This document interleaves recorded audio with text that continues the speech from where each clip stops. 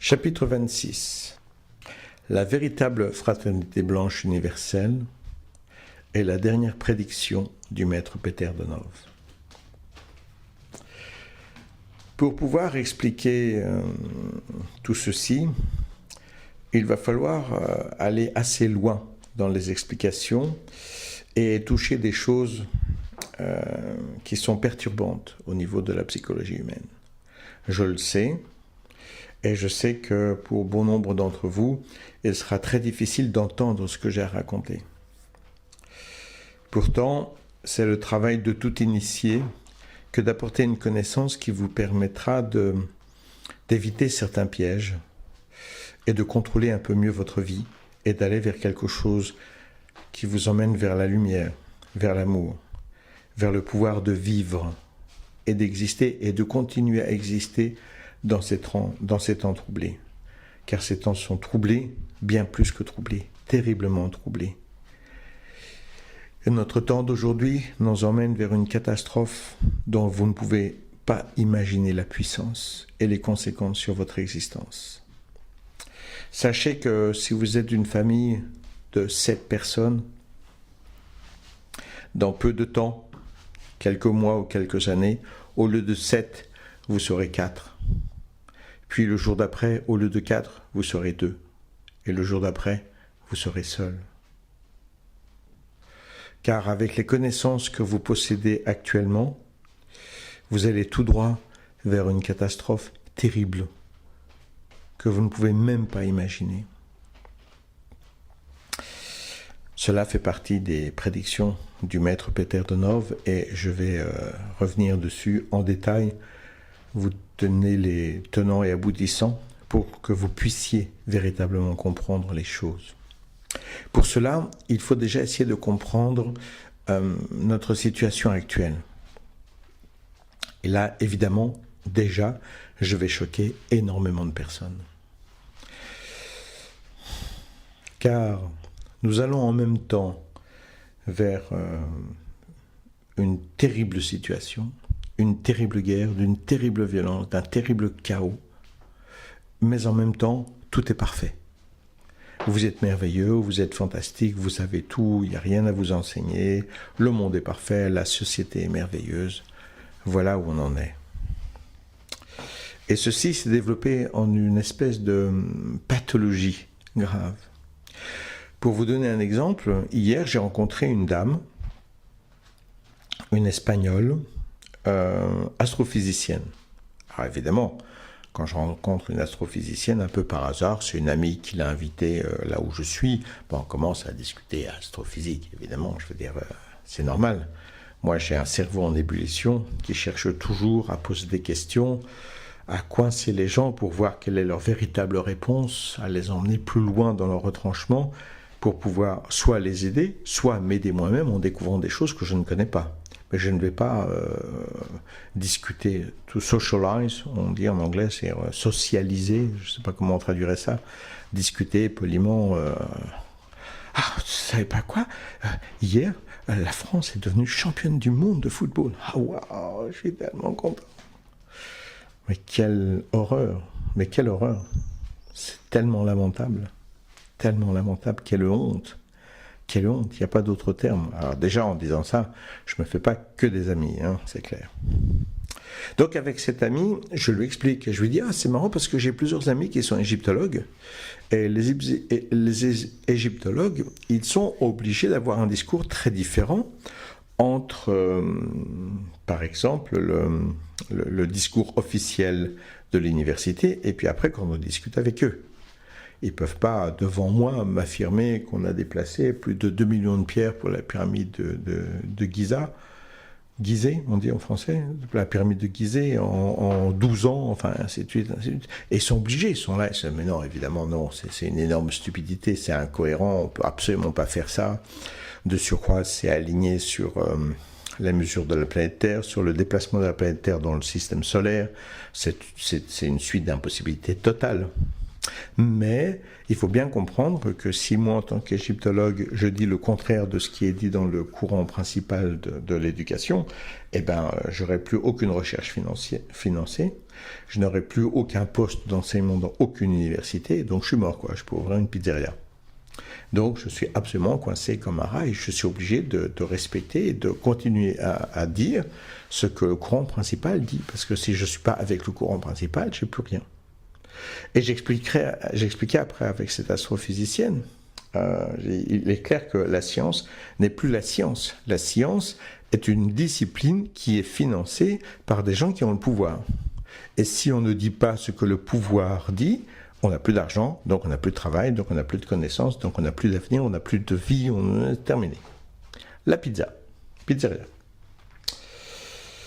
Peut-être que j'ouvrirai un site web un jour sur comment cuisiner les meilleures pizzas du monde et je vais avoir plein de clients.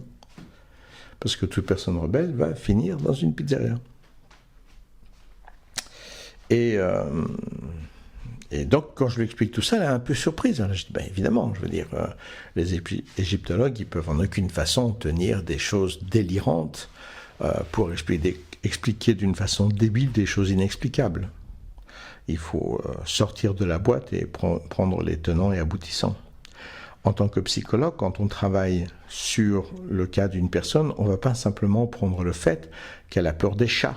On va travailler avec elle pour savoir pourquoi elle a peur des chats, quelle est l'histoire avec les chats et quelle est son enfance. On va prendre l'ensemble des choses. On ne va pas juste travailler sur « Ah, tu as peur des chats, on va aller tous les jours se promener dans un abri pour chats et tu t'habitueras aux chats. » Évidemment, quand je dis ça, c'est absolument clair. Mais d'un seul coup, pour les pyramides, pour l'égyptologie, alors on va prendre juste le cas de l'égyptologie, le fait qu'il y ait les mesures de la planète Terre dans la pyramide, qu'il y ait la distance que parcourt la planète Terre en 1 seconde de temps dans le système solaire, le fait que ce soit parfaitement tourné vers le pôle Nord, que ça respecte parfaitement les méridiens de la planète Terre, ce qui veut dire une connaissance totale de la planète entière, etc., que les pyramides soient contre earthquake proof, ça veut dire contre les tremblements de terre, et ainsi de suite. Alors qu'ils ne peuvent pas connaître les tremblements de terre, ou ils n'ont pas assez de mémoire et pas d'explosifs pour tester la résistance, etc., etc., etc. C'est une suite immense d'impossibilités totales. Étant en plus un tombeau avec lesquels on n'a jamais retrouvé aucun sarcophage et aucun signe de ces sarcophages. Ça fait quand même beaucoup, quoi, comme dossier foireux, ça fait quand même beaucoup. Et si on reprend l'ensemble, non mais effectivement, en égyptologie, on est obligé de s'obséder sur un aspect et d'ignorer, de dénier totalement tout le reste. Et l'astrophysicienne, elle nous dit, ben moi, dans mon cas, que je parle en public ou que je parle avec toi en privé, je dirais exactement la même chose. Alors je commence à parler, par exemple, des extraterrestres. On dit, ben on n'a aucune preuve. Je dis, comment ça, on n'a aucune preuve? Tu rigoles. Et vu la masse d'une galaxie et d'un nombre gigantesque de galaxies, de quoi est-ce que tu me parles? Ah oui, mais bon, peut-être que nous sommes l'exception. Évidemment, nous sommes la seule planète dans le cosmos entier, pas que dans la galaxie, dans le cosmos entier, qui a pu provoquer la vie. Évidemment, donc statistiquement parlant, je lui expliquais, j'aime citer cet exemple, je lui dis, tu sais, si tu joues au loto et que tu espères gagner le loto, il faut que tu saches que tu as exactement... Pour gagner au loto, le gros lot, hein, tu as 0,0000007% de chance de gagner au loto. Et en fait, si tu te mets dans ton jardin et tu attends, tu as 150 fois plus de chances de recevoir un astéroïde sur la tête que de gagner au loto. C'est des lois de statistiques. Donc, à chaque fois que je rencontre des gens qui veulent faire fortune avec le loto, je leur dis, ben, essayez le jardin. On ne sait jamais. Ça pourrait marcher. Avec un peu de chance, si ça tombe à côté de vous, que vous revendez la pierre, vous pourriez vous faire de l'argent. Donc en fait, jouer au loto, statistiquement parlant, c'est moins possible de faire fortune que d'attendre dans son jardin qu'un astéroïde tombe, qu'il ne me tombe pas dessus, et que je puisse revendre l'astéroïde et me faire beaucoup d'argent. Eh oui. Présenté comme ça, ceux qui jouent au loto, c'est quand même moins intelligent. Hein? Donc j'ai dit, et toi, ce que tu présentes comme théorie, on est la seule chance. Alors là, on multiplie les mêmes théories par 1 million à peu près. Ah oui, mais il n'y a aucune preuve, donc on ne sait pas, il n'y a aucune preuve. Super, super cool. Là, je parle déjà avec une professionnelle. Alors après, je lui explique différentes choses au niveau politique humaine. Par exemple, je déborde sur Nikola Tesla, et je parle de Nikola Tesla, et je parle des choses qu'il a créées. Son laboratoire a explosé 2 fois, son laboratoire a brûlé 2 fois, de façon à être sûr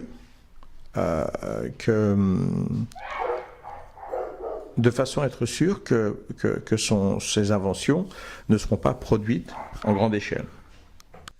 Alors actuellement, l'Inde, bon, il y a des gens qui ont fait des recherches sur, par exemple, les véhicules sans énergie. D'ailleurs, certains véhicules ont déjà parcouru 1000 km, 6000 km, et à chaque fois, les informations sont étouffées.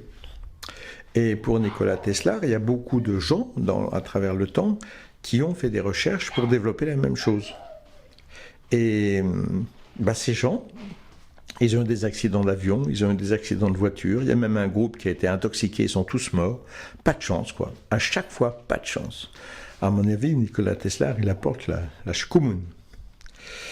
Et actuellement, l'Inde, qui est vraiment dans le caca financier, ils sont quand même 1 milliard d'habitants et ils n'ont pas de pétrole, ils n'ont pas d'argent, ils sont vraiment pauvres sur tous les aspects, eh bien ils ont pris les meilleurs scientifiques de l'Inde, ils ont créé un laboratoire pour essayer de reconstruire ce véhicule et cette spécificité d'énergie par Nikola Tesla. Et quand ils ont créé ça, ils ont regroupé vraiment les plus grands scientifiques du pays, l'Europe, les États-Unis, je crois la Chine ou la Russie, j'ai oublié, leur ont tous dit c'est une très mauvaise idée. Si vous faites ça, on va être très très agressif et très désagréable. Pourquoi ? Et ils ont fait vraiment des menaces à l'Inde, et l'Inde a continué à faire ses recherches, mais ils ont placé toute une armée autour du laboratoire. C'est hautement sous protection, et c'est une armée entière qui protège les chercheurs et le laboratoire. Alors quand je parle de la scientifique, de ceci à l'astrophysicienne, elle me dit mais ça prouve rien. C'est simplement parce qu'ils savent que les hindous sont stupides et qu'ils dépensent leur argent pour des stupidités, donc ils veulent les empêcher de gaspiller leur argent pour rien et plutôt acheter des choses qui seront efficaces pour leur pays. Je dis c'est ton explication. Là je dois dire que j'ai affaire à une scientifique terrible, quoi. Alors après je dis alors parlons d'astrophysique simplement. Le temps n'existe, par les lois d'Einstein qui ont été développées, par la gravité et par la vitesse. Le temps existe par la gravité, et selon la gravité qui va exister, par exemple auprès d'un trou noir, le temps n'évolue pas du tout de la même façon. Plus on se dépasse rapidement dans l'espace, et plus le temps est influencé. C'est-à-dire que plus on se rapproche de la vitesse de la lumière, quand on vole à 70 ou 80% de la vitesse de la lumière, j'ai oublié, on a une diminution du temps de 1/3, une histoire comme ça.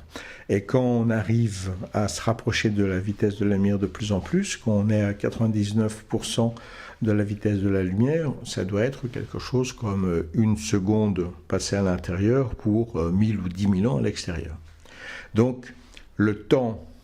La vitesse influence le temps, et évidemment, le temps n'existe que par le système de gravité. C'est la loi, c'est comme ça. Si vous faites autre chose, on vous arrête. Bon, et au regard de tout ceci, puisqu'au moment du Big Bang, il n'y a pas de gravité et il n'y a pas de vitesse, puisque c'est une soupe primordiale informe, on va dire, comme le présente Hubert Reeves, il ne peut pas exister de temps avant le Big Bang, puisqu'il n'y a pas les éléments qui permettent de manifester ce temps. Donc il ne peut rien exister avant le Big Bang puisqu'il n'existe pas de temps. Comment pourrait-il exister quelque chose avant quelque chose qui manifeste le temps? Donc le avant Big Bang ne peut pas exister.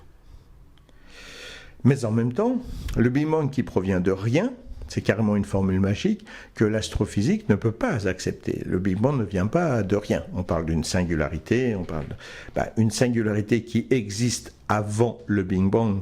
Ça veut dire qu'avant le Big Bang, il y a quelque chose. Donc la théorie astrophysicienne ne marche plus. Donc soit le Big Bang provient de rien, ce qui est de la magie et ça ne marche pas, soit ça provient de quelque chose qui existe avant le Big Bang, ce qui n'est pas possible en astrophysique puisque le temps n'existe pas avant la manifestation des éléments qui permettent de créer le temps. Et quand je lui explique ces choses-là, je lui dis donc quel est ton point de vue? Elle me dit il faut que j'y aille, j'ai un rendez-vous. Bien sûr. Et après elle est paniquée. Plus tard, je discute avec l'ami qui l'a invitée et elle me dit c'est une astrophysicienne qui a quand même un certain niveau, qui est assez réputée dans l'astrophysique. Mais enfin, c'est une femme qui était un homme. Je dis pardon? Elle dit oui, elle se sentait mal, donc elle a fait des opérations, c'était un homme et maintenant c'est une femme. Bien sûr. Donc, on va avoir quelqu'un qui va m'expliquer à coup de débilité totale la structure du cosmos et l'astrophysique, et aussi que les hindous sont des débiles, tandis que elle n'arrive même pas à savoir si c'est un homme ou une femme qui va subir des opérations d'une violence terrible pour devenir ce qu'elle n'est pas. Elle est née homme, elle est née homme. Donc, qu'on entende bien mon discours, je ne suis absolument pas contre l'homosexualité. Aujourd'hui, en science, nous savons qu'il y a même certains types d'homosexualité, ce n'est pas la majorité, c'est environ 10% des homosexuels, hommes ou femmes, qui ont eu une manifestation qui existe normalement dans le fœtus et qui n'est pas arrivée chez eux, et qui les amène à être attirés par le même genre. Le même, oui.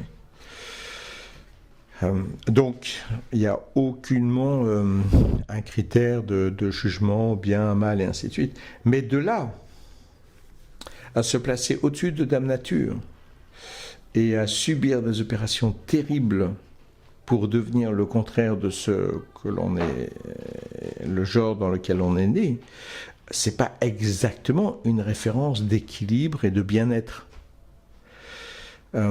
Et pourtant, ces gens-là, ils vont m'expliquer les structures du cosmos. Et si je commence à leur expliquer des choses, ils vont dire, bon, allez, j'ai un rendez-vous, je dois partir. Voilà où on en est. Voilà où on en est dans le monde. Que ce soit les égyptologues, les astrophysiciens, les profs à l'école. Hein. Les profs à l'école, simplement. Hein. J'ai plusieurs élèves qui sont des profs à l'école et qui disent, je sais parfaitement que j'enseigne des conneries, mais si j'enseigne pas ça, je fous à la porte. Donc on est dans une situation où, aujourd'hui, le pouvoir est plus fort que la connaissance. Avant, nous étions en Europe plus ou moins dans une démocratie, puis nous sommes passés dans la télécratie. Qu'est-ce que la télécratie? Eh bien, c'est la télévision qui vole toute chose. C'est-à-dire qu'on sait parfaitement que la télévision, elle a détruit la vie familiale de toute l'Europe et certainement du monde entier, en gros. On ne parle plus. La télévision, on écoute la télévision. Et si la télévision dit ça ou ça, c'est vrai. Par exemple, moi, dans les arts martiaux, j'ai quand même commencé en 1966, donc à moins d'être très, très, très stupide, je sais précisément ce que sont les arts martiaux. Eh bien, si j'exprime ce que je connais sur les arts martiaux, on dit, oui, ça, Saichi, c'est ton opinion. C'est une opinion. Plus de 50 ans d'expérience, c'est une opinion. Je n'ai pas de connaissance, c'est une opinion. Par contre, si la télévision répète quelque chose, et j'ai entendu des journalistes présenter des trucs sur les arts martiaux avec des mots faux, simplement parce qu'ils ne savent pas. Ils ne savent pas prononcer, quoi. Donc, ils vont... il y a le Jodo, qui est une pratique de bâton, de combat avec un bâton court. Et comme ça ressemble à judo, ils disent bien le judo, la pratique de bâton. Ils disent, non, manque de bol, c'est pas le judo, c'est le jodo. Jodo. Voilà. Mais c'est pas leur faute, ils savent pas. Eux, ils lisent un tel scripteur. Mais eux, ils n'expriment pas une opinion. Eux, c'est la vérité parce que c'est la télévision. Mais moi, après plus de 50 ans de pratique, moine Shaolin, j'ai juste une opinion. La connaissance n'existe qu'au devant du pouvoir, de l'argent, de la puissance. Il n'y a plus de conversation entre les gens n'ont plus l'habitude de se confronter à quoi que ce soit. C'est la télécratie. La télévision décide pour nous. Et comme la télécratie c'est contrôlé par quelques personnes dans le monde, les médias, eh bien quelques personnes dans le monde décident de ce que vous aimez, de ce que vous n'aimez pas, de ce que vous pensez, et ainsi de suite. Et vous allez dire, ah non, mais dis, ça s'est passé depuis, il y a YouTube. Il y a de plus en plus de gens qui ne regardent plus la télévision, mais qui regardent YouTube. C'est vrai. Et c'est vrai que YouTube, au début, a été l'expression d'une pensée beaucoup plus libre, des rebelles qui voulaient informer les gens sur ça et dire la vérité. Seulement voilà, depuis environ 3 ans, nous sommes actuellement en 2018, depuis environ 3 ans, depuis 2014-2015, YouTube a été totalement racheté, totalement contrôlé par les mêmes maîtres qui contrôlaient la télévision. Alors vous allez dire, mais non, c'est pas vrai, tu regarde toi, tu es en train d'enregistrer un truc qui va être mis et on pourra écouter. Oui, bien sûr, absolument. 50, 100 personnes maximum. Si je ne respecte pas les critères imposés totalement par le système de YouTube, j'ai entre 50 et 100 personnes. Considérant que 50 ou 100 personnes qui viennent voir mon film, la plupart du temps, écoutent 5 minutes. Je sais, j'ai les statistiques, donc je peux regarder. Hein. Au bout de 5 minutes, les gens y partent. Il y a très très peu de gens qui écoutent jusqu'à la fin. Parce qu'il faut donner des informations très rapidement, parce qu'il faut respecter les critères de valeur de la télévision. Moi, quand j'ai commencé à faire des films, j'ai travaillé avec un ami, Yves Ginet, qui était un mec très haut placé dans la télévision à TF1, et qui m'a appris à faire des films, d'après les critères.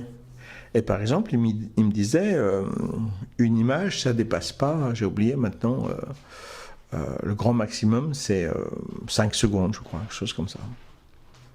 Il me dit, la plupart des images, c'est 3-4 secondes. Et une image panorama, comme j'expliquais, ça peut être 5 à 7 secondes, mais c'est exceptionnel. C'est une image qui va tourner en même temps, donc qui est stable, mais qui tourne en même temps. Et je dis, mais non, attends, arrête. Si c'était ça, j'aurais remarqué. Et après, on voyait Koichi, pendant un bon moment, devant la télévision, en train de compter. 1, 2, 3, mince. 1, 2, mince. 1, 2. Et il avait parfaitement raison. Donc, en fait, on a éduqué les gens à ce que les choses aillent très vite. Je ne veux pas aller en profondeur, je veux que ça soit rapide. Supermarché, la philosophie supermarché. Et par ceci, un film qui va un peu plus profondément, une explication qui est un peu trop technique, hop, on zappe, on va ailleurs. Donc, oui, c'est vrai qu'on peut publier ce qu'on veut. Mais c'est vrai que tel que les gens ont été programmés, il y a une infime minorité, 0,01%, qui aura accès à ça. Donc, ça n'a aucune importance. La majorité regardera ce que les gens feront en respectant les règles de la télévision.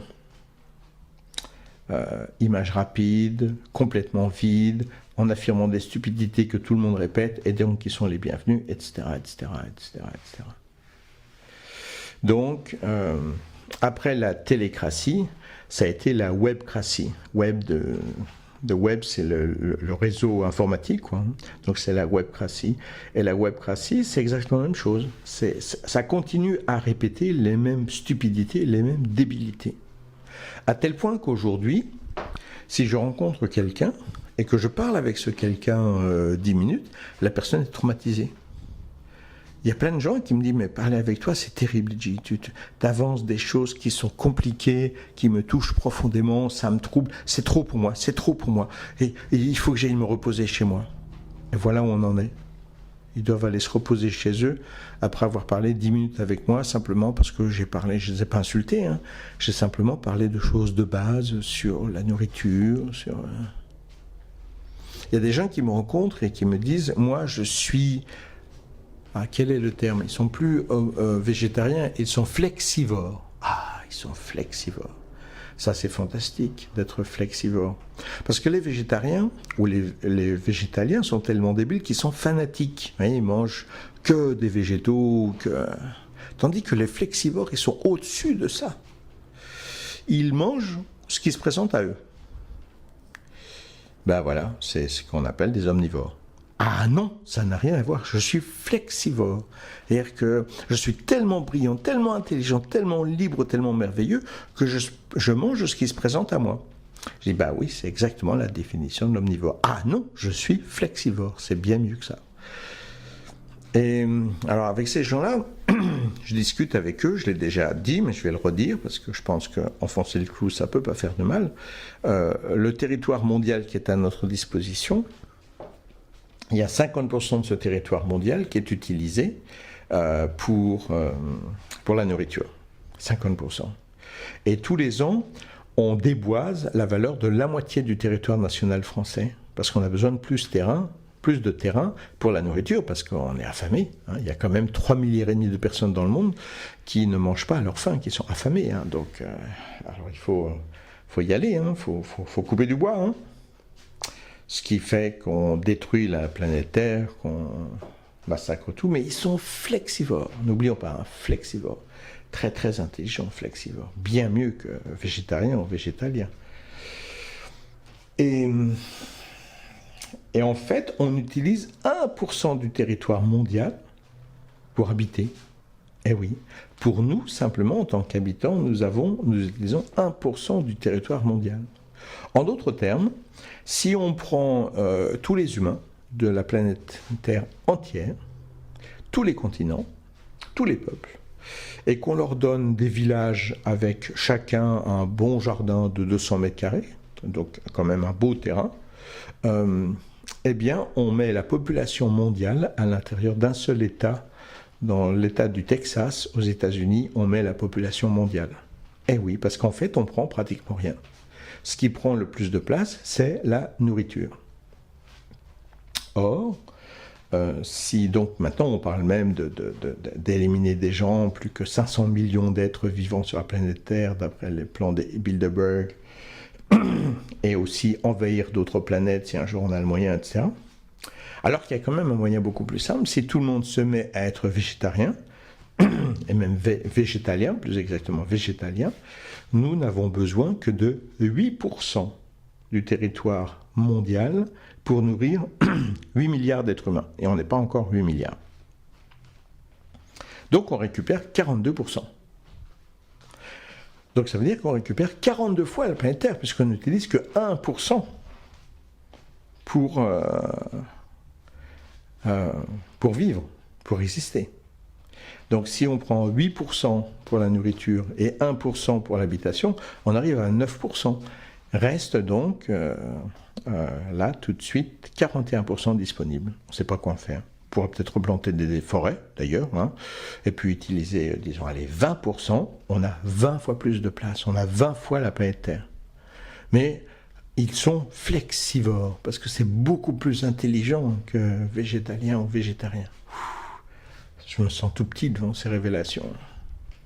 Et quand on arrive à ce niveau de débilité, parce qu'on parle vraiment de débilité, les gens paniquent dès qu'ils font face à une idée qui va choquer leur endoctrinement total, qui vient de la puissance mondiale de 6, 7, 8 personnes qui contrôlent la télévision et aujourd'hui aussi Internet.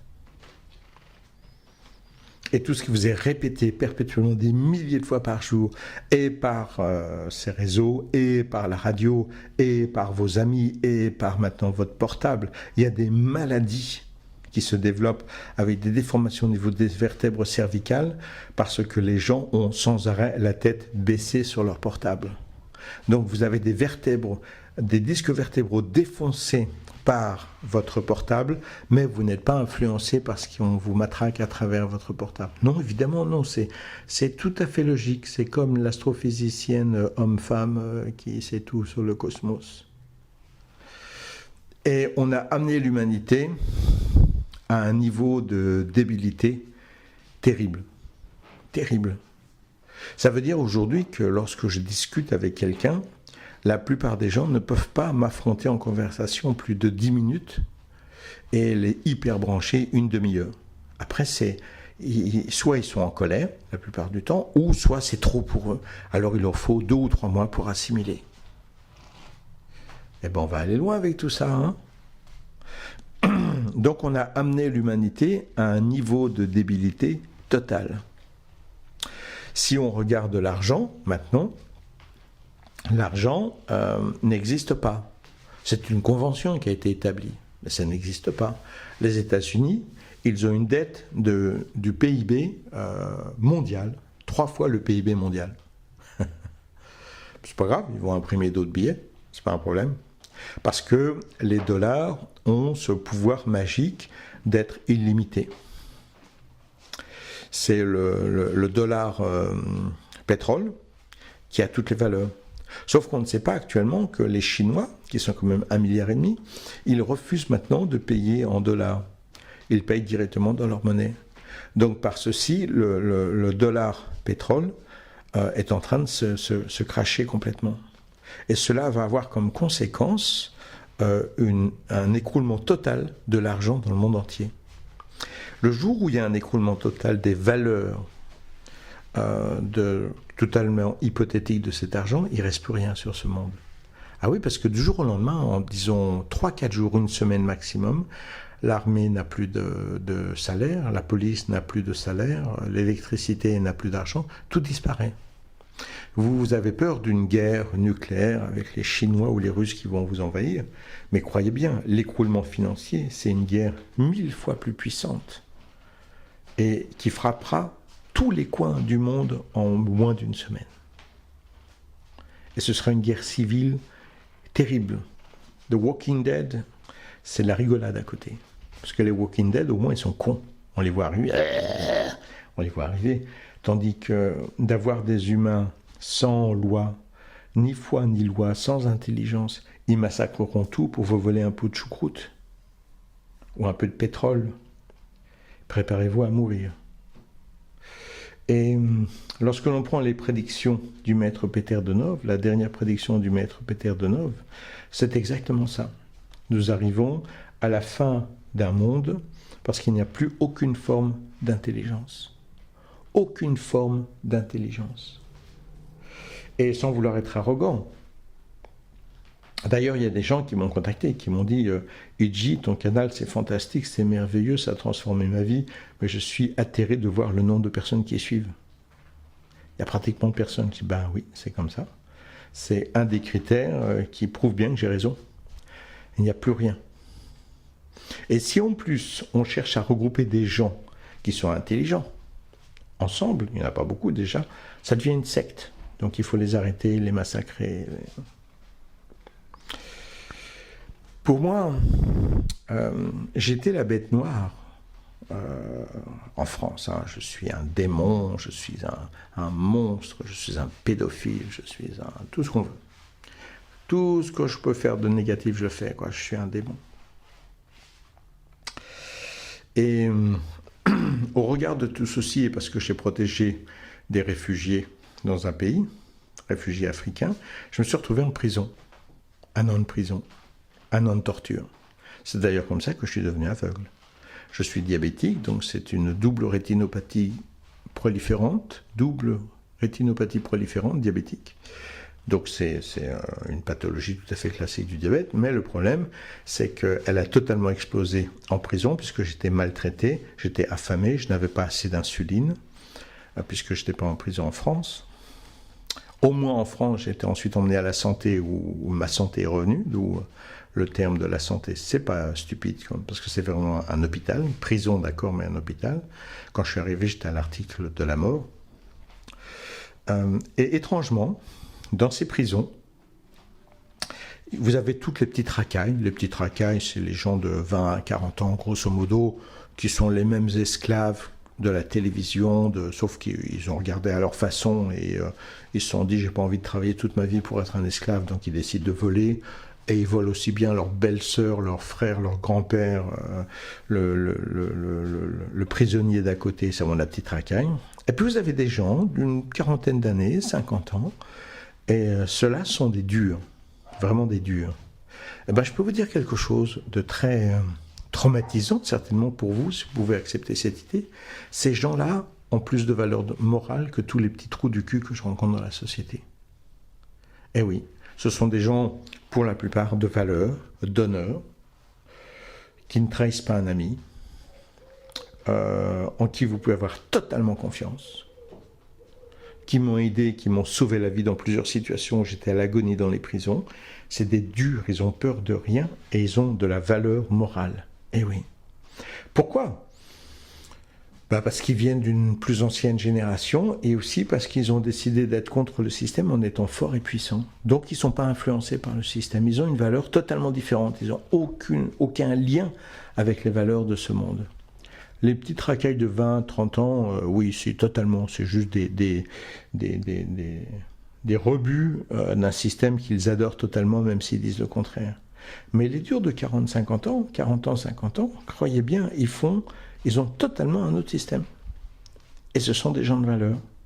Et ce sont des gens, quand ils m'ont rencontré, ils ont tout de suite vu que j'étais de leur système à eux. Pourtant, je ne suis pas un tueur, mais un homme d'honneur et de valeur. Et ils m'ont totalement respecté et adoré. Et on est devenus les meilleurs amis du monde. Eh oui, je suis tellement coupable que je suis ami avec des gens que j'ai rencontrés en prison, qui ont pris des risques insensés pour me sauver la vie. Alors que les autres, de dehors, ceux qui sont si évolués, si merveilleux, ils déclareront « Oh, c'est ton karma, il faut que tu assumes. Allez, au revoir, je te souhaite beaucoup d'amour. » Voilà où on en est aujourd'hui. Voilà où on en est. Et quand on en est là, eh bien c'est clair qu'une société comme ça, qui est basée sur une convention totalement hypothétique du dollar et des valeurs financières, on ne peut aller que vers le chaos, que vers la fin. Les découvertes scientifiques sont interdites si le pouvoir et l'argent, hypothétique, n'a pas dit oui. Et donc elle ne dira jamais oui, puisqu'elle ne dira jamais oui à quelque chose qui pourrait porter préjudice à leur valeur et à leur puissance. Donc c'est le serpent qui se mange la queue. On est niqué de niqué de niqué. Et la situation est que, en 1944, le maître Peter Donov a dit il va y avoir une telle révolution, un tel écroulement par un système tellement dégénéré que ça va être d'une puissance monstrueuse. Donc moi, j'ai essayé de regrouper des gens. J'ai essayé de regrouper des gens de valeur, des gens forts, puissants, avec honneur, dignité et un peu d'intelligence. Et aujourd'hui, je peux dire que je fais vraiment un appel à ces gens-là. Là, maintenant, quand je vous parle, je dis, si vous estimez être un peu comme ça, contactez-moi. Et si on arrive à être 20 ou 30 personnes d'une vraie valeur, dans la terrible crise que nous allons bientôt rencontrer, le terrible chaos que nous allons bientôt rencontrer, il serait possible de survivre et de protéger vos familles et ceux que vous aimez, s'ils ont un peu d'intelligence. Mais après, vous restez avec le système de société, c'est terminé, c'est fini. Bon, c'est pas fini parce que, d'après les calculs, ils estiment se débarrasser d'à peu près 2/3 de la civilisation humaine, donc vous pouvez toujours faire partie du dernier tiers. Mais ceux qui survivent seront encore pires que les autres. Après l'écroulement du monde qui est calculé et voulu, et d'ailleurs il y a des manœuvres financières, des mouvements d'or et ainsi de suite, pour réorganiser le monde après, une fois que le monde se sera écroulé par leur propre volonté, et par le fait que les gens sont totalement débiles parce que c'est eux qui ont créé cette débilité, alors il sera temps de sauver l'humanité. Et pour sauver l'humanité, on va recréer un gouvernement mondial. Puisque les gouvernements nationaux n'ont pas suffi. Bah oui, vous avez bien vu, tout s'est écroulé. Donc maintenant, on va créer un gouvernement mondial et on va tout organiser au niveau mondial. Et tout va aller encore mieux puisque nous aurons encore 10 fois plus de pouvoir. Et je crois sincèrement qu'il vaut mieux faire partie des morts que des vivants. Croyez-le bien. Mais il y a une possibilité d'autre évolution. Une toute toute petite possibilité.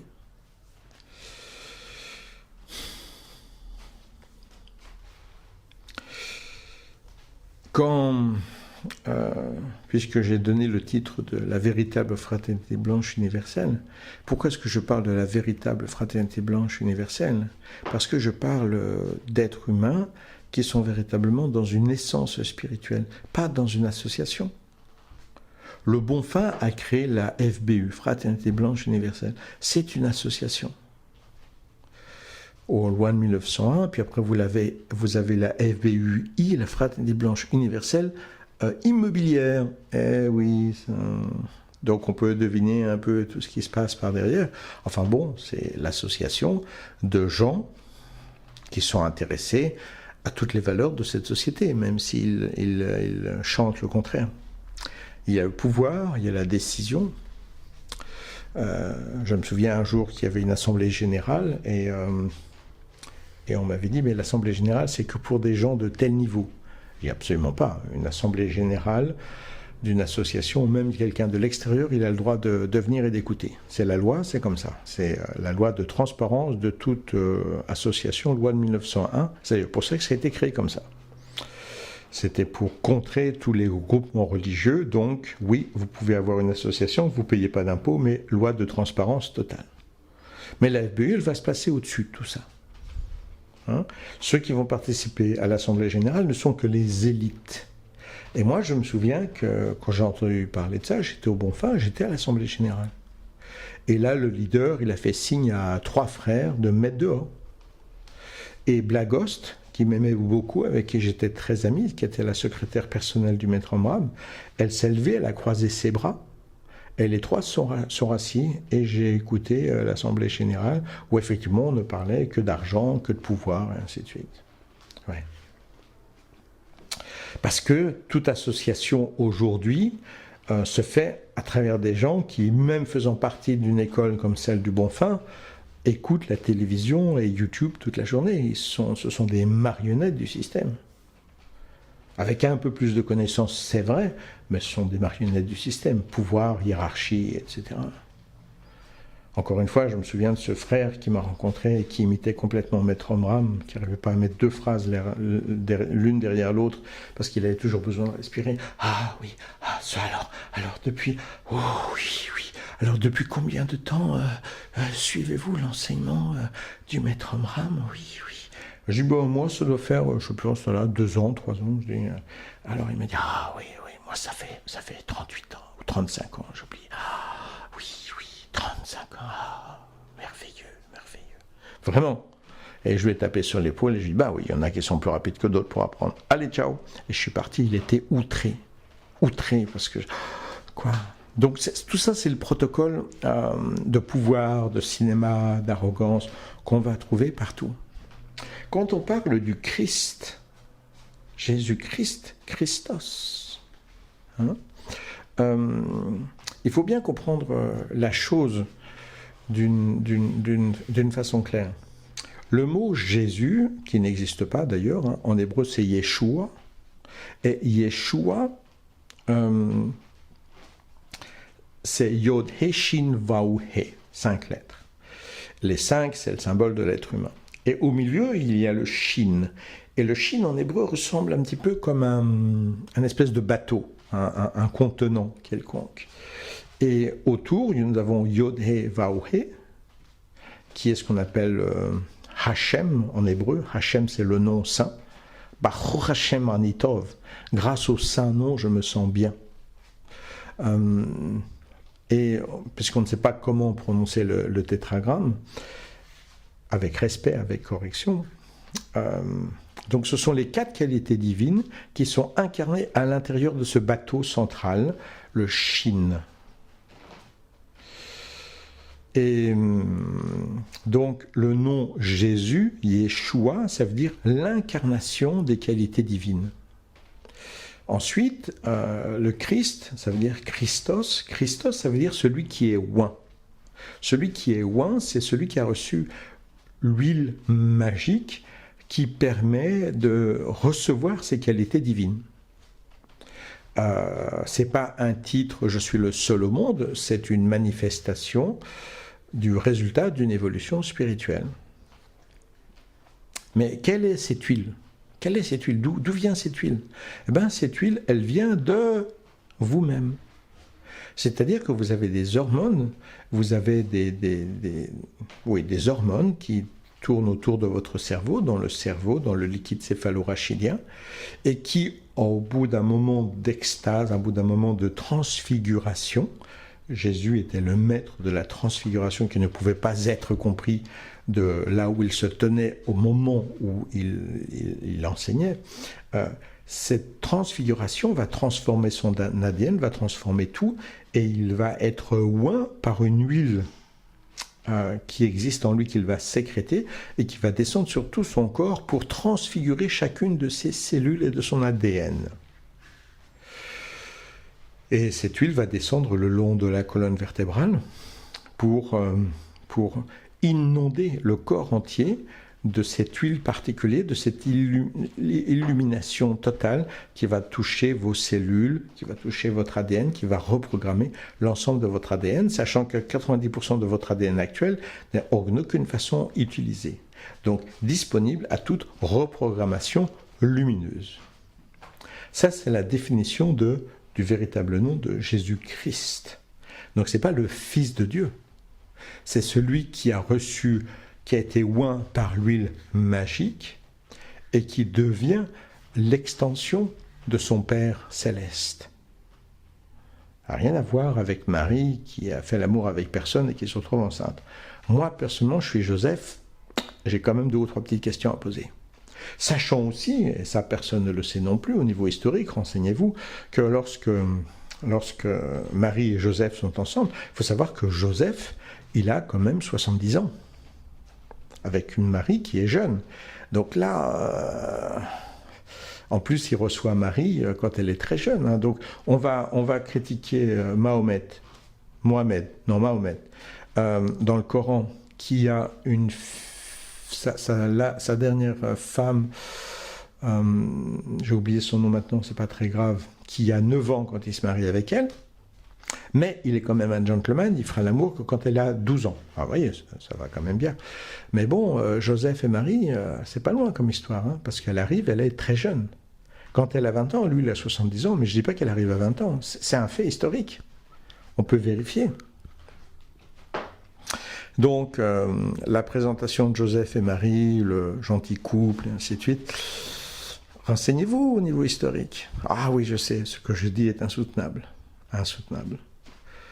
Et il y a même une fille de la fraternité qui est très gentille, qui est souvent en contact avec moi à travers mon canal, et qui m'a donné, j'ai oublié maintenant le terme, un canal avec une femme qui a été super médium et qui a décrit, qui a visualisé complètement toute la Bible, visualisé comme une médium et qui décrit tout ça. Et ces textes sont très inspirés, sont très touchants. Mais étrangement, il n'y a pas une phrase qui est contre la présentation de la Bible officielle et du Vatican. D'ailleurs, un pape a dit que c'était son livre de chevet. Ben oui, parce qu'il n'y a pas, étrangement, il n'y a pas un Joseph âgé, étrangement, il n'y a pas la fuite de Jésus qui va étudier partout. Donc même cette femme du bon fin, que je connaissais personnellement dans le passé, il y a très très longtemps, de la FBU, c'est quelqu'un qui va écouter l'enseignement de Maître en moi, mais le premier à dire que Jésus a voyagé en Inde et ainsi de suite, mais ses visions ne le précisent pas, mais quand même c'est un truc de référence. Encore une fois, n'isolez pas les choses pour vous faire plaisir. Gardez une globalité, il faut que ça marche dans la globalité. Pas juste parce qu'un pouvoir, une science ou des belles paroles m'ont inspiré de telle ou telle façon. Il faut que ça marche dans tous les sens, pas dans le sens qui me fait plaisir. Donc, au regard de tout ceci, il faut bien comprendre que Jésus-Christos, ou Jésus-Christ, ben c'est aussi le Bouddha, et c'est aussi Krishna, et c'est aussi Lao Tzu, et Chuang Tzu, et j'en passe et des meilleurs, parce qu'il y en a partout. Des gens illuminés, il y en a eu partout. Et certainement Padre Pio, qui d'ailleurs était très respecté par le Maître Abraham. Donc, il faut essayer de prendre cette chose dans la globalité entière. Dans la globalité entière. Et pas juste dans le sens de ce qui va m'arranger. Parce que ce chemin-là nous mène à une irréalité totale qui ne peut se conclure que par un chaos total. Alors qu'est-ce qui va se passer d'après les prédictions du maître Peter Donov? L'écroulement total de cette société par stupidité, parce que le niveau est de plus en plus bas, et c'est le cas. Et c'est le cas parce que il y a 15 ans, il y a plein de gens qui voulaient parler avec moi. Il y a 20 ans, je faisais des conférences, j'avais des salles entre 50 personnes minimum et 500 personnes maximum. Puis après, je repartais. J'ai eu beaucoup de gens qui s'intéressaient, qui posaient des questions. Aujourd'hui, si je fais une conférence du même style, d'ailleurs j'en fais même plus, mais si je faisais une conférence du même style, j'ai entre 3 et 5 personnes. C'est pas moi qui ai chuté dans mon intelligence, c'est l'humanité qui a chuté dans son intelligence. C'est interdit, ça n'existe plus. Ça ne peut plus être. Il y a quelques personnes qui m'ont contacté, une dame de Suisse qui m'a contacté et qui m'a dit « J'aime beaucoup ce que vous faites, est-ce que vous faites des stages, des trucs, des machins ?» Alors je lui dis « Ben non parce que je vends rien. » Donc un jour on peut se rencontrer, des fois je passe par la Suisse, on peut se donner un rendez-vous, on passe 1 ou 2 jours ensemble avec quelques amis qui sont là, qui voyagent avec moi. On est comme une espèce de famille, simplement, il n'y a pas d'argent, il n'y a pas... m'a jamais répondu. Ah bah oui, si je fais un stage, ça c'est intéressant. Je rentre à telle heure, je quitte à telle heure, je sais ce que je vais étudier, mais juste d'être fraternel, véritablement fraternel avec des gens qui ont envie d'apprendre, certainement pas, c'est inadmissible, c'est irrecevable. Et ils ne veulent pas parce qu'ils sont contre le pouvoir. Mais s'ils sont contre le pouvoir, ils sont contre les stages, on vous demande de l'argent. Et ils sont pour des gens comme moi qui disent « Mais non, on peut simplement être amis. On vit, on travaille ensemble, 1 jour, 2 jours, une vie entière, 1 mois, 1 semaine. On voit bien, j'ai une vie véritable. Échangeons cette vie véritable ensemble et apprenons ensemble. » Ah non, certainement pas. Les gens sont tellement perdus. Tellement perdus. De surcroît, la planète Terre va se rebeller contre nous. En même temps, nous allons entrer dans une guerre terrible. La Terre, Gaïa, contre l'humanité, qui n'a pas été capable de respecter Gaïa, Pachamama, qui crache dessus, qui détruit, qui pollue, qui massacre. Et à chaque fois, c'est pas grave, ça va s'arranger, on va trouver une invention. Jusqu'au moment où Pachamama, qui est une entité véritable, va se mettre en colère. Et la Terre qui se met en colère, l'humanité n'est rien. Rien du tout. Il a été aussi annoncé que la vibration changerait. Et effectivement, la vibration change. C'est-à-dire que quand on parle des résonances de Schumann, qui était un système découvert en, je ne sais pas combien, 1940, 1950, j'ai oublié maintenant, et qui a calculé dans quelle résonance nous vivons. Alors, quelles sont les résonances? C'est de l'électricité cosmique qui rentre dans notre ionosphère, on dit en anglais, je pense que c'est la même chose en français, ionosphère, ionosphere in English.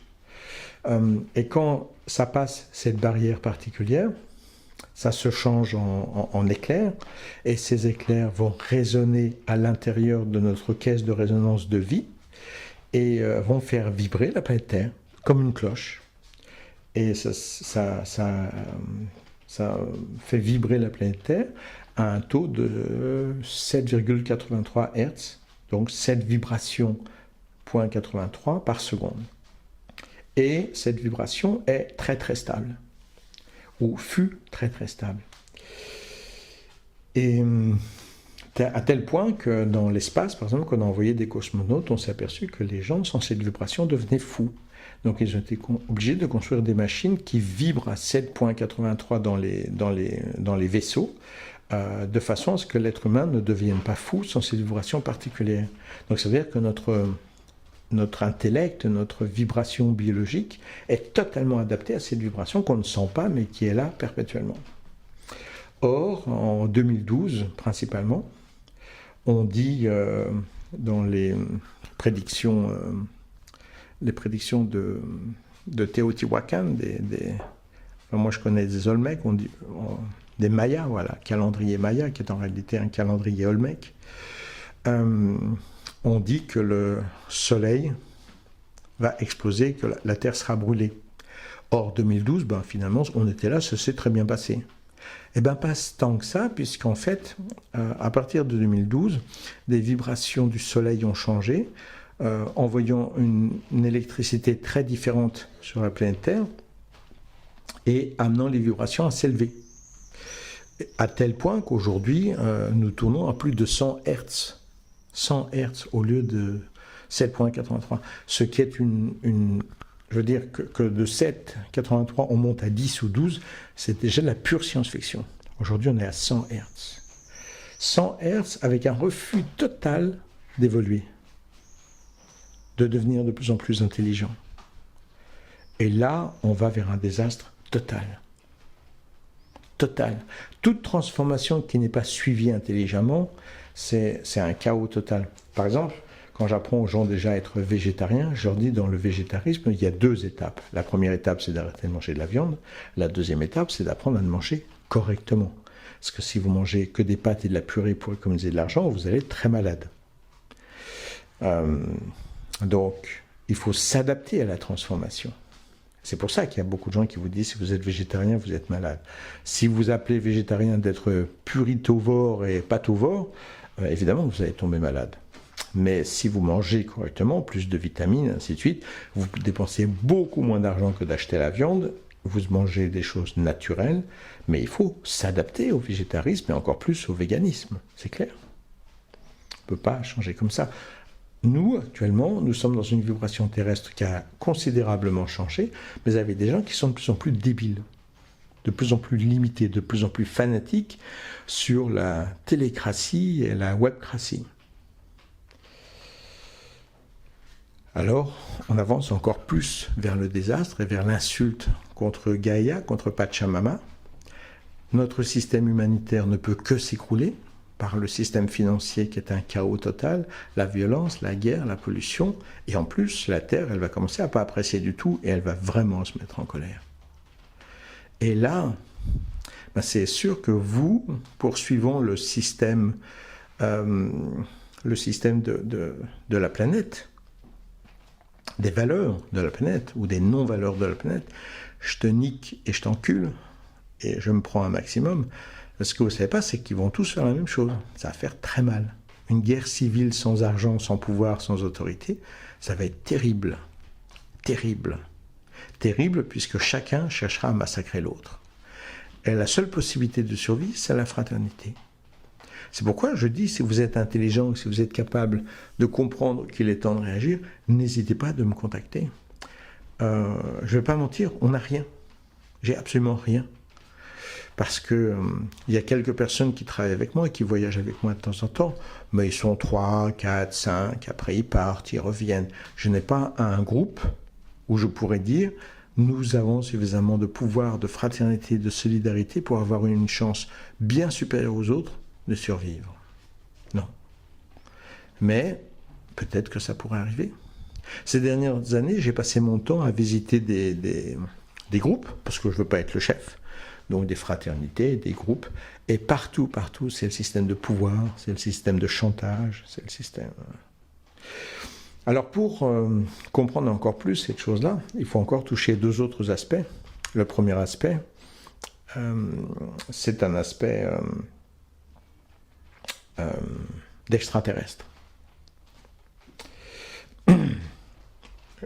En étant très déçu par certaines choses que j'ai découvertes sur Maître Omram, j'ai complètement quitté la spiritualité pendant un certain temps.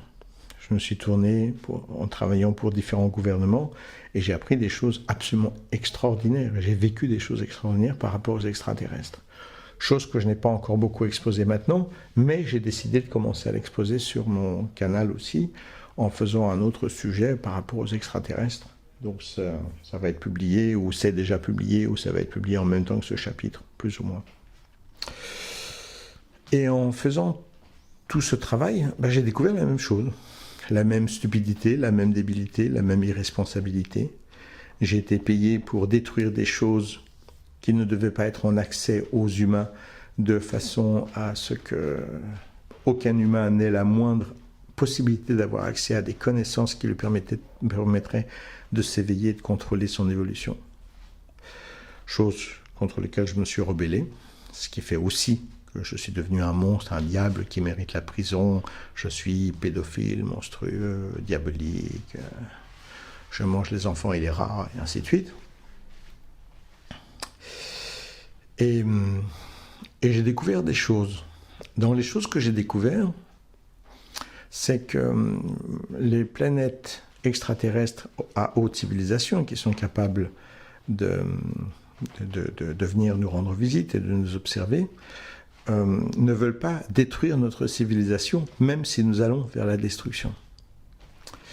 Donc, ils vont nous empêcher, ils se sont intéressés à nous depuis les bombes atomiques, Hiroshima et Nagasaki, qui étaient des monstruosités puisque les Japonais avaient déjà abandonné la guerre avant, et ça, encore une fois, c'est caché. Donc, Hiroshima et Nagasaki ont existé uniquement pour démontrer le pouvoir de notre merveilleux peuple américain. Et depuis lors, les extraterrestres s'intéressent et empêchent les guerres nucléaires. Plusieurs fois, nous avons essayé de faire des choses et les extraterrestres sont intervenus en diminuant ou en contrôlant directement les bombes atomiques et en les rendant totalement impuissantes, par une technologie qui les dépasse totalement. Donc, dans la responsabilité de non-ingérence, qui est leur philosophie, si nous utilisons les bombes atomiques, ils ont le droit d'intervenir, puisque là, c'est la fin de tout. Et les maîtres du monde le savent, parce qu'ils ont été en contact de façon positive et négative avec certains extraterrestres. Donc, ils ont développé un autre plan, qui est le plan de la stupidité, que j'ai expliqué préalablement, pour rendre les humains totalement débiles. Jusqu'à ce que les humains soient les premiers à réclamer un gouvernement mondial à cause d'une guerre civile terrible. Puis ensuite, le gouvernement mondial pourra avoir un contrat ouvert avec certains extraterrestres moins positifs qui contrôleront la planète Terre totalement à travers un gouvernement mondial qui vous contrôlera totalement. Échec et mat. Donc au lieu de créer une guerre atomique qu'ils ne peuvent pas gérer, eh bien, il crée une guerre de stupidité, de débilité. Et si nous réclamons le gouvernement mondial, si nous réclamons la soumission, alors, dans la politique de non-ingérence, les extraterrestres qui veulent nous aider ne pourront pas nous aider. On est mal, on est mal, on est mal. Et pour ceci, la chose à comprendre, c'est que un groupe, les extraterrestres sont énormément tournés, j'ai découvert ça, vers une pensée globale. Par exemple, moi au début, quand j'ai découvert qu'en 1954, certains extraterrestres ont parlé avec les gouvernements américains, russes, moi j'ai dit, mais on m'a rien demandé à moi. Bon, je n'étais pas là de toute façon, hein, mais on n'a pas demandé aux citoyens. Et pour les extraterrestres, ils disaient, vous avez choisi vos présidents, vous avez choisi votre système, ne vous en plaignez pas.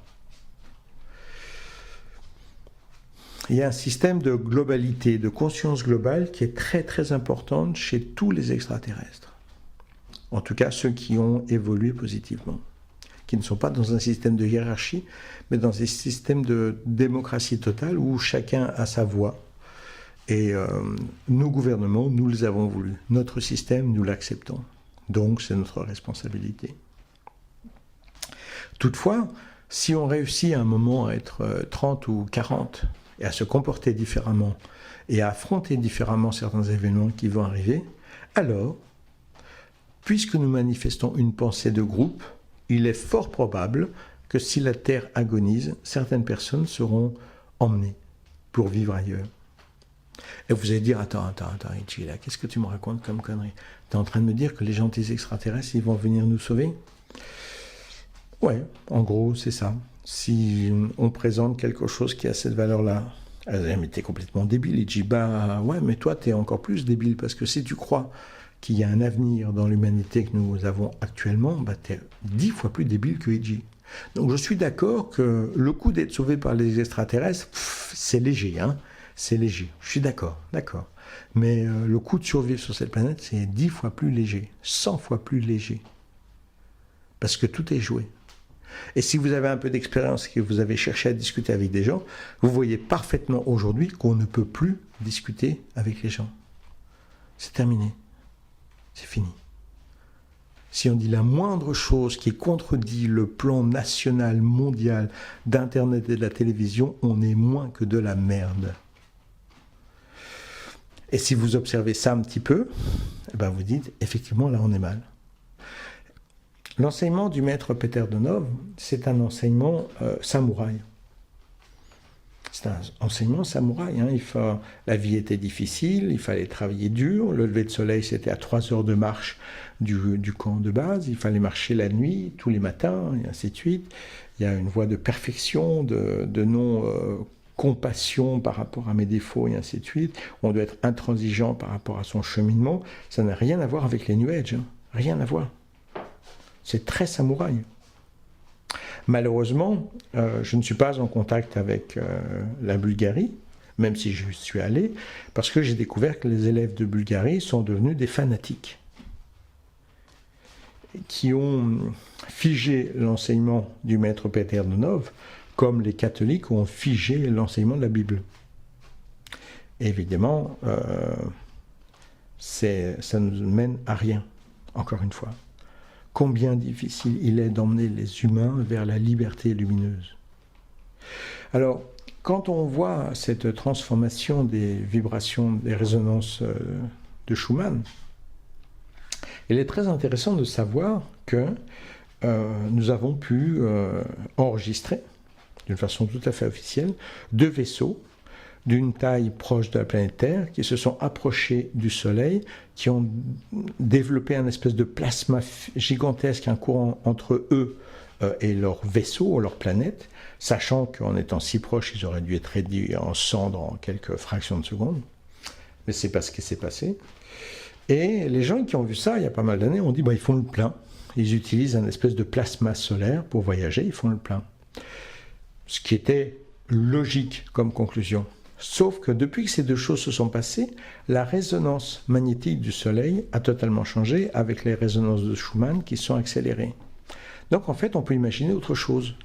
Ils sont venus pour nous aider, et pour nous aider, ils ont injecté quelque chose dans le Soleil, c'est très différent, qui change la vibration solaire et qui a changé la transformation qui a provoqué cette transformation des résonances de Schumann dans notre biosphère, de façon à nous obliger à évoluer. Le protocole, c'est de nous obliger à évoluer sans nous annihiler. S'il débarque au-dessus de Paris, au-dessus de New York, c'est terminé. On sera tellement éberlué par leur pouvoir, par leur manifestation, qu'on ira totalement notre existence et notre société, et qu'on les copiera totalement. Donc, on ne s'autodétruira pas, mais on n'existera plus. Parce que notre culture sera totalement effacée par leur culture. Or, ce que les extraterrestres veulent, c'est que nous gardions notre culture spécifique à notre planète, tout en évoluant vers un courant d'intelligence. Donc, toujours des manifestations comme les crop cycles qui vous obligent à bouger, comme les résonances de Schumann qui vous obligent à bouger, comme les apparitions dans le ciel qui vous obligent à bouger, mais pas la preuve absolue qui vous oblige de nier votre culture nationale pour vous tourner vers une culture extraterrestre qui anniera totalement votre culture nationale, quelle que soit leur douceur et leur pédagogie.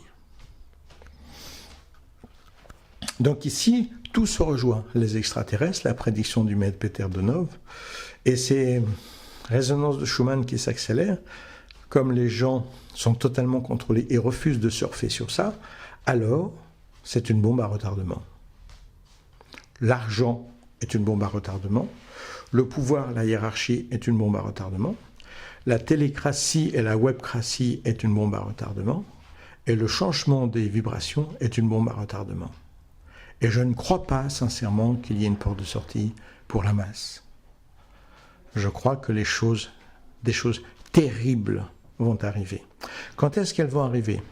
Nous sommes en 2018 et d'après moi, le potentiel que cela puisse arriver commence en septembre 2018, c'est-à-dire maintenant.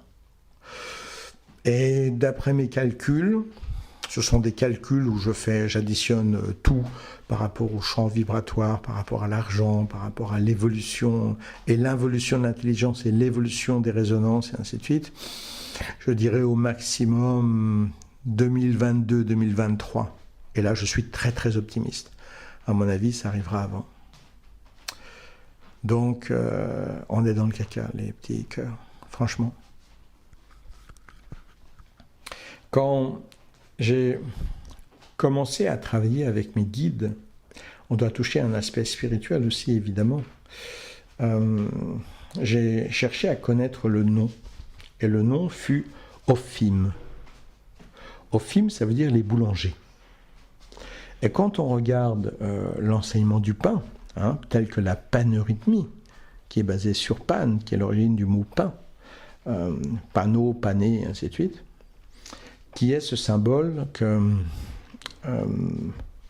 la connaissance est liée au pain, qui faisait partie de l'enseignement de Jésus-Christ, qui a dit « mangez ce pain car il est ma chair ». Donc,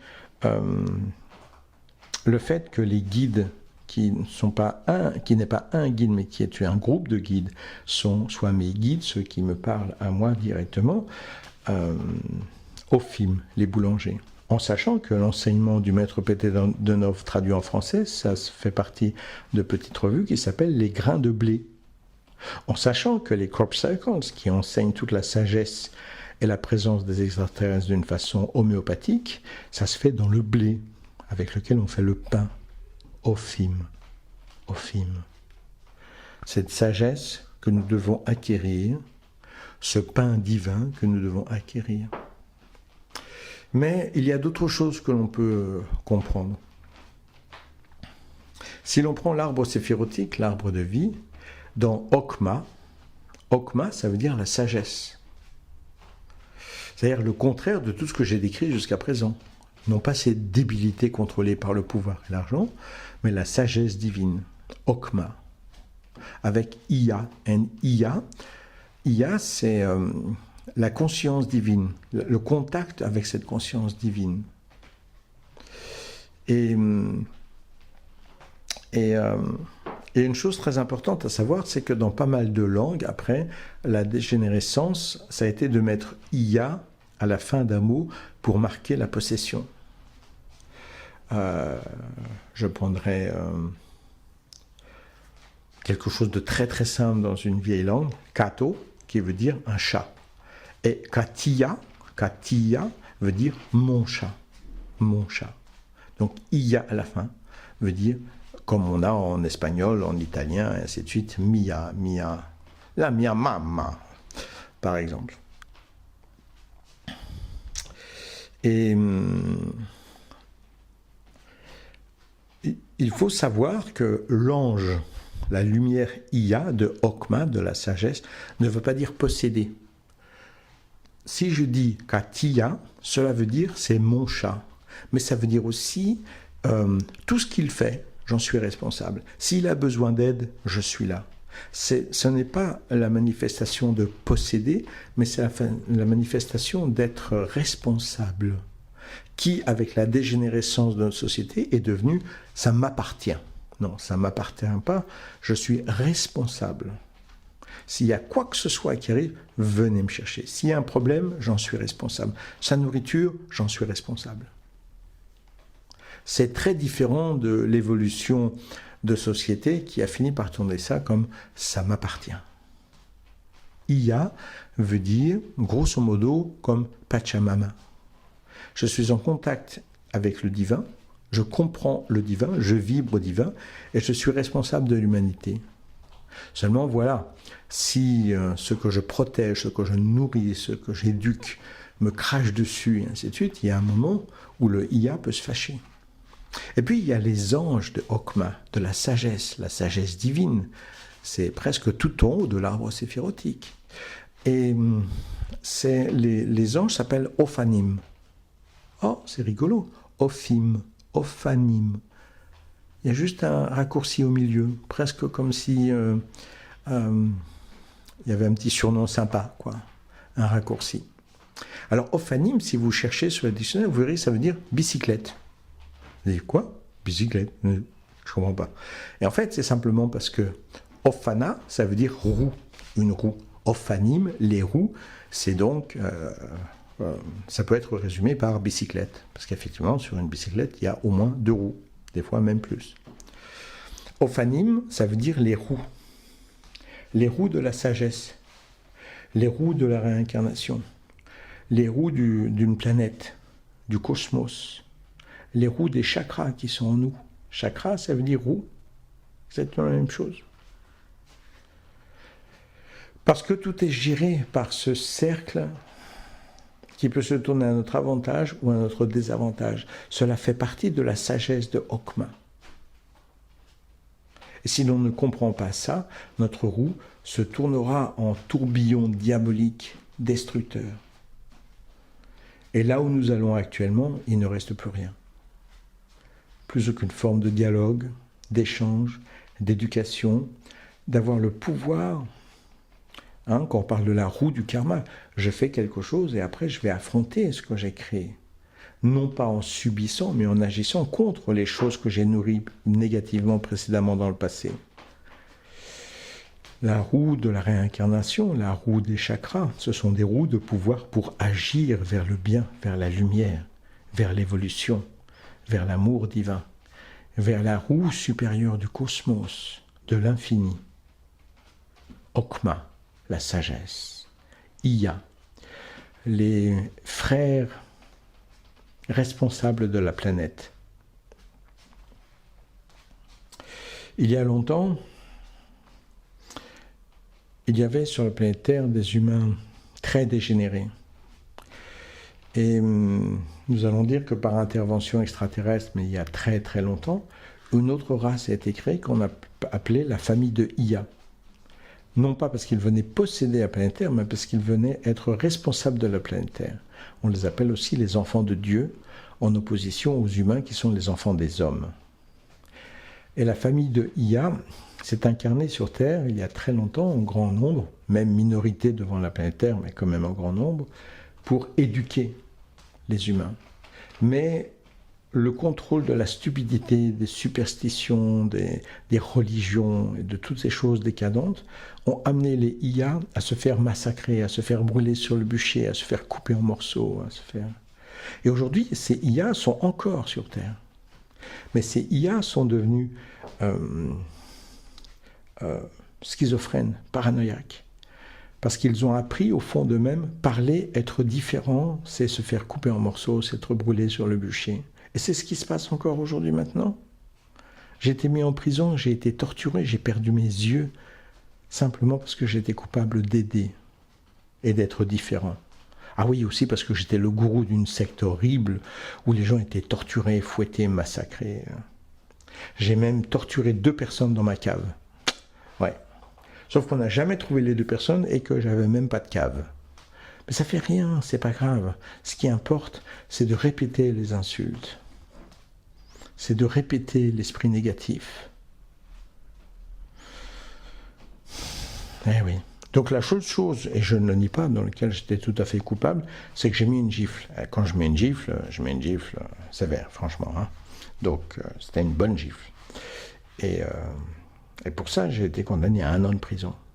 Maintenant, quand je me renseigne sur des choses qui se sont passées dans le passé, j'ai entendu par exemple il n'y a pas longtemps un médecin qui a fait 3 tentatives d'escroquerie à l'assurance vie, qui a fini par se faire choper et il a été condamné à 3 ans de prison avec sursis. Moi, une gifle, 5 ans de prison ferme. Donc finalement, j'ai refait le procès, quand j'ai été capturé parce que j'aidais des réfugiés dans un pays, et finalement j'ai été condamné à 1 an. Quand même 1 an de torture. De torture. Je n'avais rien à bouffer, on me donnait très peu d'insuline, donc mon corps a tellement souffert qu'il a totalement explosé. On rigole pas, c'est pas un jeu, c'est la réalité de la vie. C'est la réalité de la vie de ce monde. Il faut s'en sortir. Il faut s'en sortir. Je suis un être libre. Mon corps est un outil que j'utilise pour vous parler, pour agir, pour protéger des gens. Mais si protéger des gens aujourd'hui, ce n'est plus que protéger de la racaille qui trompe et qui ment, alors peut-être que mes actions sont devenues inutiles. Et s'il n'y a pas de regroupement vers quelque chose qui puisse exister au-devant des carnages vers lesquels nous allons, alors il est peut-être juste temps pour moi de quitter mon corps physique, ce qui n'est pas la mort, c'est une autre vie dans une autre dimension, et laisser les humains stupides derrière endurer ce qu'ils doivent endurer. Il n'y a pas longtemps, j'ai aidé une fille, Ava, qui est une fille africaine, qui était vraiment dans un gros caca. Et donc on l'a aidée, on lui a donné 200 €, on lui a donné une maison, on lui a donné un abri, elle nous a donné un doigt. She gave us a finger. Ça a donné un doigt, elle dit allez vous faire enculer. Une fois qu'elle avait tout ça, alors rien à foutre. Rien à foutre. Mais c'est normal, c'est la situation du monde aujourd'hui. Mais si agir pour le bien maintenant, ça n'est plus que pour agir pour des êtres diaboliques, alors pourquoi garder un corps physique pour protéger des gens qui ne font que nourrir le système diabolique de ces planètes? Et à un petit moment, il y a aussi 2 personnes qui voulaient absolument me rencontrer, donc je les ai accueillis chez moi. Ils étaient très chaotiques, ils sont arrivés en retard, Et ils m'ont expliqué qu'ils voulaient ouvrir une école de magnétisme où ils promettaient aux gens de pouvoir guérir les cancers, etc. etc.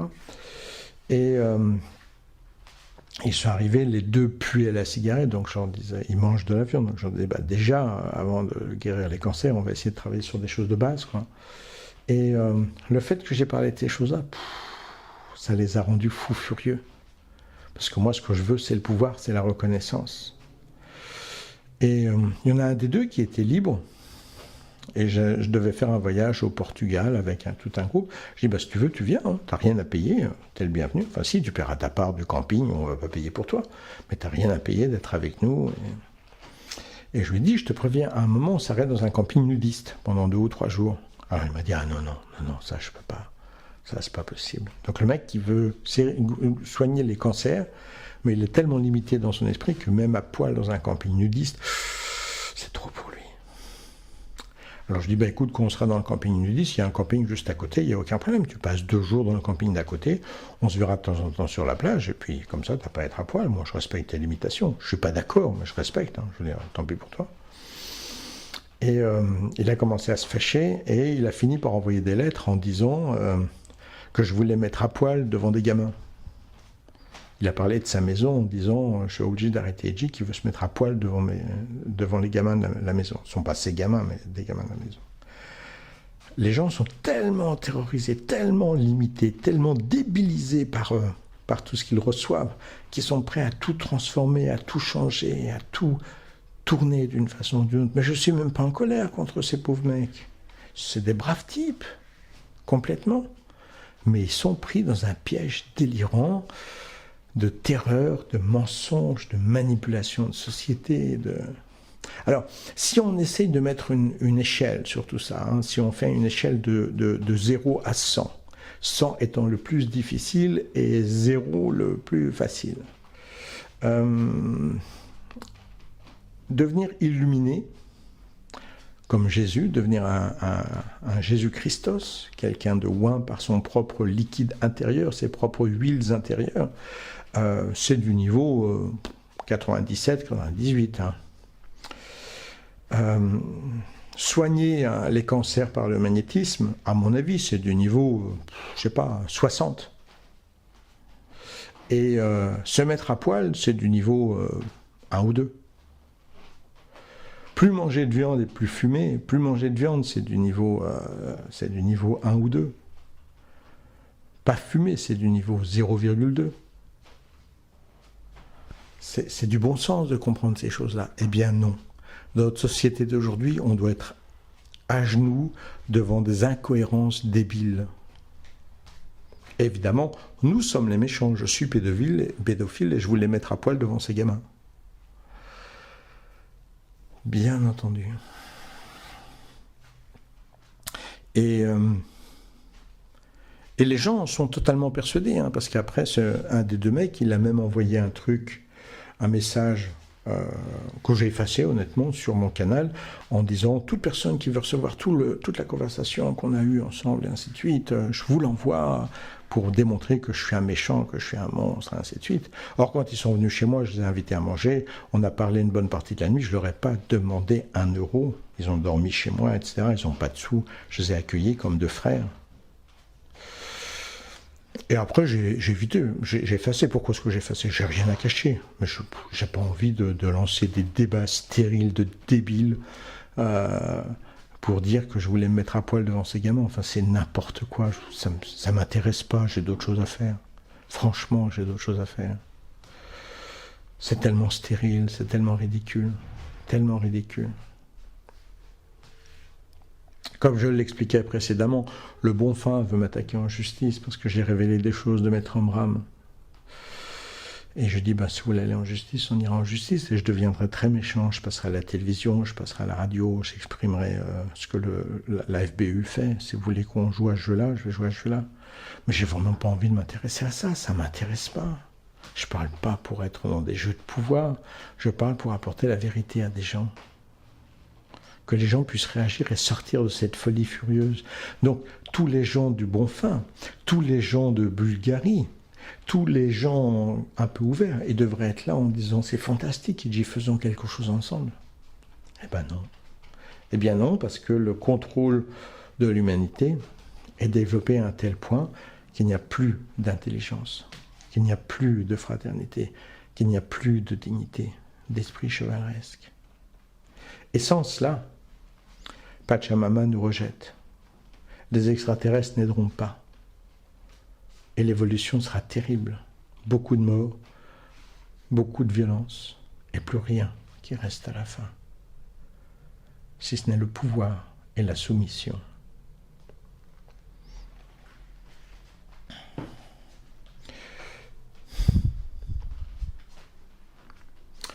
Et vous devez comprendre aussi, pour finir, que le fait d'être influencé par des gens autour de vous qui pensent en débile, en webcratie, en télécratie, en débilecratie, tout ça, ça va vous influencer. Ce sont quand on parle des neurones miroirs, ce sont des neurones qui ne sont pas capables de faire la différence entre ce que vous pensez de vous-même et ce que les gens pensent autour de vous-même. Donc c'est normal, vous allez vous juger en rapport avec les relations qui sont autour de vous. C'est des lois de base normales, car nous sommes des mammifères en relation avec les autres, ainsi de suite. Et entouré par des gens qui jugent que vous êtes le diable, vous ne pouvez pas évoluer. C'est techniquement absolument impossible. Donc il est temps, aujourd'hui, aux gens de se regrouper. Je n'ai pas d'endroit, je n'ai pas de terrain, je n'ai pas de gens, je vous dis simplement que cela soit avec moi ou sans moi, si vous ne vous regroupez pas en personnes de valeur, pour que les personnes de valeur autour de vous encouragent votre valeur et que vous-même vous encouragez la valeur des autres et que vous transcendiez votre état pour aller vers la lumière, vers l'amour, vers la fraternité, vous n'avez aucune chance. Oui, je sais, je suis en train de parler d'une secte. Mais l'avantage, c'est que ça peut être votre secte, je m'en fous totalement. Vous voyez, je m'en fiche complètement. Ce sont des principes de pouvoir et de manipulation qui ne m'intéressent pas. Ce qui est certain, c'est que maintenant vous êtes dans une secte, la secte des gros cons. La secte des gros cons, qui vous dit comment penser, quoi acheter, quoi manger, que vous êtes fantastique parce que vous êtes flexivore, parce que vous êtes New Age, parce que vous n'agissez pas, parce que vous connaissez les lois du karma et que l'autre doit souffrir, parce que vous, évidemment, c'est pas une loi de karma quand vous souffrez, là on devrait vous aider. C'est tellement incohérent, c'est tellement fou. C'est tellement fini. C'est fini, mes amis. La folie a été si loin, que c'est fini. Soit une révolution, et j'y crois pas beaucoup, parce que le piège est total, absolu, complet, soit c'est la fin. C'est bien triste. Mais c'était la prédiction du maître Peter Donov. Et dans tous les détails de cette prédiction jusqu'à ce présent, les choses se sont engagées. Et grâce à ce que j'ai fait et vécu dans ma vie passée en tant que Peter de Nov et d'autres existences avant, il n'est pas de mon karma de souffrir avec les autres. Je serai avec les autres pour combattre le mal, mais je ne serai pas avec les autres pour subir le mal. Car si le mal doit vivre ici, je vivrai ailleurs. Mais je ne baisserai jamais la tête devant le mal. La vie physique est un élément de manifestation à un certain niveau, et je peux exister à un autre niveau. Soit dans le plan physique pour faire des choses lumineuses, soit dans un plan lumineux pour aider des forces lumineuses. Mais je ne m'inclinerai pas devant le mal. Dans la vie, vous avez deux choix, nous enseigne le bouddhisme. Le chemin de l'amour et le chemin de la peur. La violence, le pouvoir, la télécratie, la webcratie, la politique, les critiques, tout cela, ce sont des chemins de peur. Vous avez peur de perdre le pouvoir, vous êtes prêt à vous raccrocher à n'importe quoi pour croire en votre pseudo-pouvoir. Parce que vous avez peur. Peur, et toujours peur. Jusqu'au moment où vous avez peur de mourir. Jusqu'au moment où vous mourrez et que vous êtes aussi terrorisé. Et il y a l'autre chemin, qui est le chemin de l'amour. Vous faites les choses parce que vous aimez vous-même. Vous faites les choses parce que vous voulez être l'extension de vous-même, c'est-à-dire votre âme, votre intellect et votre corps devient l'extension agissante dans le plan physique de votre âme. Vous faites les choses parce que vous aimez la lumière, parce que vous aimez être en union avec les frères augustes célestes, parce que vous voulez en devenir un, parce que vous voulez être un avec la source de bonté. Ça, c'est la porte de l'amour, où vous ne craignez ni la mort, ni le pouvoir, ni le chantage, ni la prison, ni les tortures. Et l'autre, c'est le chemin de la peur.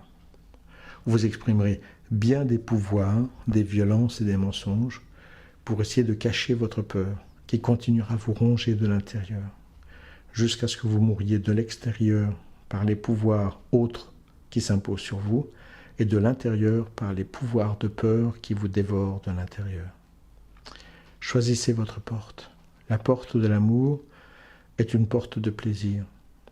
Que cela soit dans la solitude parmi les humains ou dans la fraternité parmi les humains, c'est une porte de fraternité avec la lumière.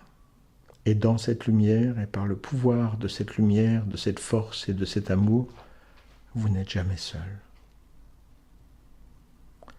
Choisissez votre porte, choisissez votre chemin, et soyez en paix avec ça. Si certains parmi vous voulaient réagir et agir, ce que je n'entends malheureusement pas, mais il est de mon devoir de vous l'apporter, même si je n'attends aucune réponse, n'hésitez pas à me contacter. Directement sur mon portable, vous avez plein d'endroits où vous avez mon numéro de portable, donc vous pouvez envoyer un message sur WhatsApp ou Telegram, ou directement sur mon canal. Et si, comme je l'attends, personne ne réagit, je le comprends. Et j'en suis désolé pour le monde et pour vous tous. Mais mon chemin est vers la lumière. Je ne peux en aucune façon négocier avec l'obscur. Et si l'obscur est partout autour de ce monde, alors j'irai là où la lumière existe. Mais je ne négocierai pas avec le mal. Choisissez votre porte et vous verrez bien ce que vous y trouvez. Bonne chance.